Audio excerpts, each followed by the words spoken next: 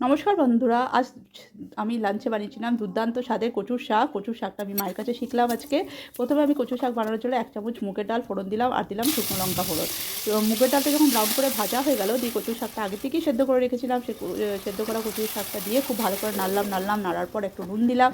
নুনটা দেওয়ার পর আবারও নুন, একটু হলুদ দিলাম। নুনটা দিয়ে নুন হলুদ দেওয়ার পর একটু ভালো করে কষালাম। যখন এটা দিয়ে কষানোর পর যখন এরপর আমি একটু নারকেল কোড়া আর কাঁচা লঙ্কা দেবো, কয়েকটা কাঁচা লঙ্কা আর নারকেল কোড়া দেওয়ার পর নারকেল কোড়াটা খুবই কচি ছিল। তারপর খুব ভালো করে কষাবো।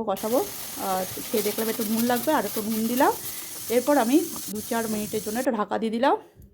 যখন কচু শাকটা শুকিয়ে আসবে প্রায়, তখন আমি দেবো একটু চিনি, গরম মশলা, একটু ঘি। তারপর আরও একটু কষিয়ে নেবো। কষিয়ে নেওয়ার পর যখন দেবো কড়াই থেকে উঠে আসছে, তখন বুঝবো কচু শাক রেডি। আমার রান্নাটা ভালো লাগলে লাইক, শেয়ার, সাবস্ক্রাইব করতে ভুলবেন না। Thank you.